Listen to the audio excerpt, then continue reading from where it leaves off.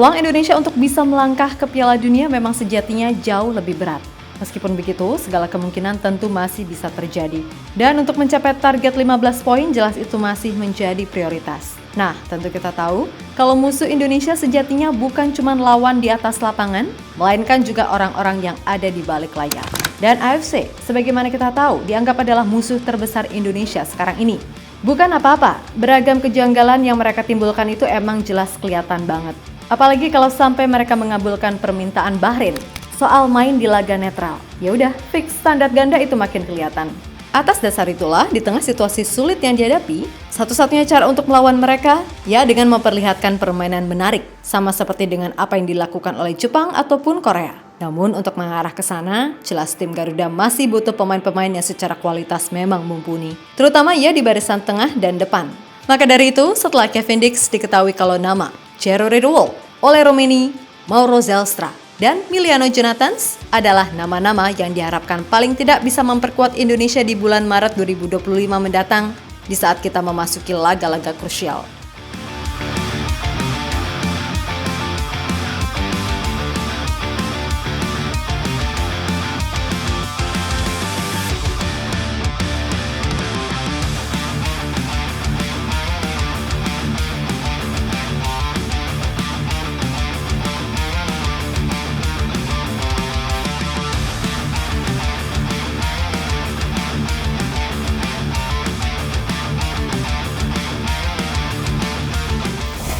Rasa-rasanya sumpah gedek banget kalau kita ngomongin AFC dan Bahrain. Sebab harus diakui, kalau kong kali kong keduanya untuk menjatuhkan Indonesia dirasa sangat-sangat kentara.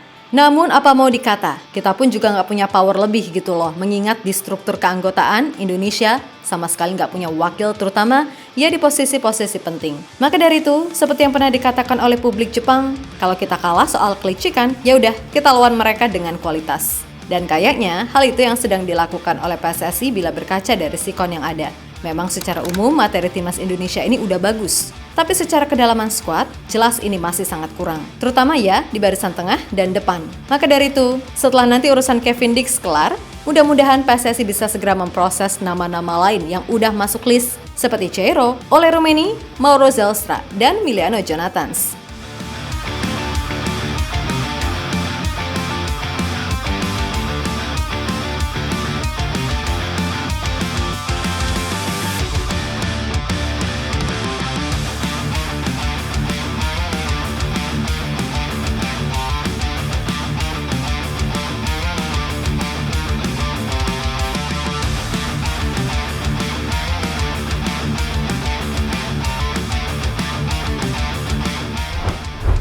Yap, seandainya jika kita berhasil menambah kekuatan dengan nama-nama tadi, seenggaknya secara kedalaman skuad tim ini jauh lebih balance. Apalagi jika berkaca pada performa mereka yang sedang bagus. Pastilah ini akan memberi pengaruh besar di tim. Dan pasti Coach Shin dijamin gak akan mengulang kesalahan yang sama seperti di laga versus China. Karena bagaimanapun, ia pasti juga ingin Indonesia lolos ke Piala Dunia. Nah, kita mulai dulu dari Kevin Dix. Sepulang dari Indonesia, Kevin langsung bergabung lagi ke klubnya FC Copenhagen untuk melakoni pertandingan liga melawan Faxe Bold Club. Memang secara resmi belum jadi bagian dari timnas Indonesia, tapi menariknya, media-media di Denmark telah memahami jika itu hanya soal waktu. Yap, saat gambaran starting 11 diperlihatkan, tampak Kevin ini udah terdaftar sebagai pemain Indonesia, di mana itu terlihat dari gambar bendera merah putih yang terdapat di sebelah kanan namanya. Nah, di laga yang sukses dimenangkan oleh Copenhagen dengan skor 3-1 tersebut, Kevin bermain cukup baik seperti biasanya, walaupun di laga ini ia main sebagai bek kiri. Tercatat di laga ini, Kevin mampu menciptakan akurasi passing sebesar 89% dan mampu meng-create satu peluang. Gak cuma itu aja, Kevin ini juga tercatat mampu melepaskan total 11 passing ke final third, di mana hal itu cukup menjadi bukti kalau pemain ini emang punya sisi ofensif yang bagus. Namun tak lupa, dari sisi pertahanan, Kevin juga menunjukkan statistik yang bagus, di mana ia mampu melepas 1 tackle sukses, 1 clearance, 2 defensive action, 5 ball recoveries, dan memenangkan 3 duel. Dan salah satu aksi terbaiknya, saat ia berhasil menggagalkan peluang emas tim lawan di dalam kotak penalti. Yap, secara umum penampilan Kevin di laga ini bagus, walaupun ia main sebagai bek kiri bukan sebagai center back.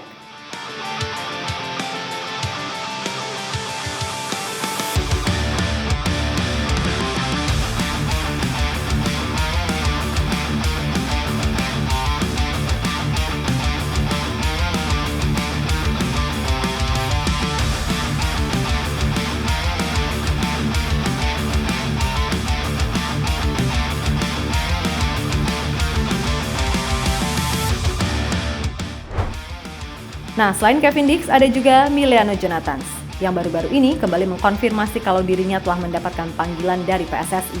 Hal itu sendiri, ia utarakan kepada media Belanda usai laga antara timnya Vitesse melawan FC Den Bosch.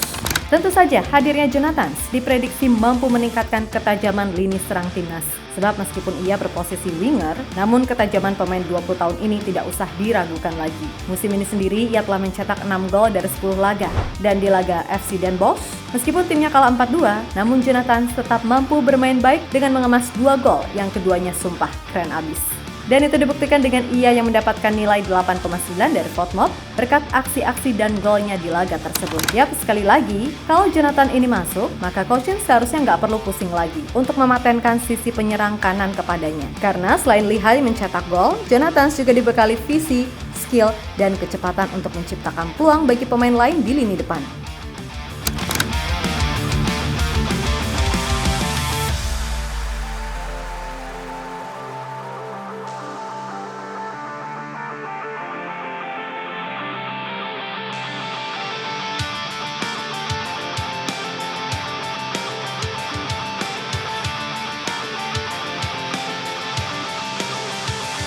Opslag van rust. Buutner kiest voor deze variant. Met een heel aardig schot en een schitterend doelpunt. Hier het veld opgekomen, dus gaan we staan. Jonathans. Jonathans zelf. Zo! En 2 tegen 2. Di sisi lain, kalau mungkin Jonathan ini bisa masuk di bulan Maret 2025 barengan sama Ole Romeni ataupun Mauro Zelstra, menurut laporan terbaru dari media Belanda, Football Premier, yang kebetulan narasumbernya adalah Jens Raven. Disebutkan kalau setelah Kevin Dix, kemungkinan besar pemain yang akan segera merapat adalah Jairo. Memang untuk saat ini kedatangan Jairo agak tertunda, mengingat ia sedang dalam tahap pemulihan cedera hamstring. Tapi dengan segala upaya yang ada, bisa aja proses ini udah terjadi di balik layar dan tiba-tiba aja, boom! Ya, we never know. Intinya, kalau Jairo ini bisa gabung, maka otomatis kekuatan lini tengah tim Garuda akan semakin oke. Karena bagaimanapun dengan kualitas serta pengalaman yang dimiliki, Jairo merupakan tandem terbaik bagi Tom Haye di lini tengah. Memang di sana udah ada Ivar Jenner atau Nathan Chu, tapi harus diakui kalau pengalaman sangat-sangat berpengaruh, terutama ya untuk menghadapi laga-laga krusial dan penuh tekanan.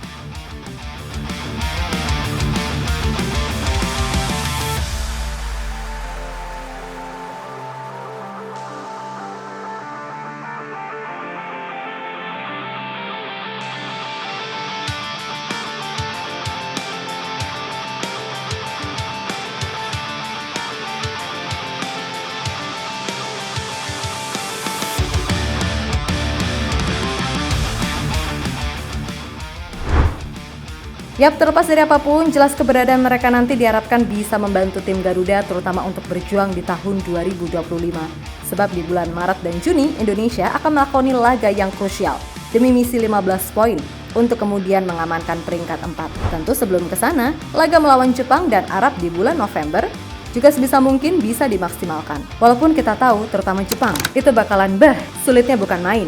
Nah, soal kabar AFC dan Bahrain, pasti para pemain tadi juga udah tahu sikonnya. Karena ya itu benar-benar viral di mana-mana. Maka seperti yang dikatakan oleh Kevin Dix, mereka juga merasa gregetan. Namun kembali lagi, kalaupun soal duit dan ordal di AFC kita kalah, ya udah lawan mereka dengan kualitas di atas lapangan. Dan semisal permintaan Bahrain buat main di tempat netral dikabulkan, plus kemungkinan kita juga bakal dikasih wasit yang nyebelin, atau mungkin pertandingan itu digelar tertutup, ya udah nggak apa-apa, hadapin aja. Semua tahu kok kebenarannya seperti apa. Yang penting kita tunjukkan ke mereka. Mau dicurangin kayak apapun, Indonesia tetap fight gitu loh. Karena sejak zaman dulu, bangsa ini udah diajarin gimana arti dari perjuangan. So tetap semangat Garudaku, gak usah takut sama AFC, apalagi Bahrain sialan itu. Tetap fight dengan kekuatan yang dimiliki, tunjukkan kalau Indonesia ini bangsa yang besar. Dan buat para pemain grade A, inilah saatnya bagi kalian memperjuangkan tanah leluhur untuk menggapai mimpi menuju panggung dunia.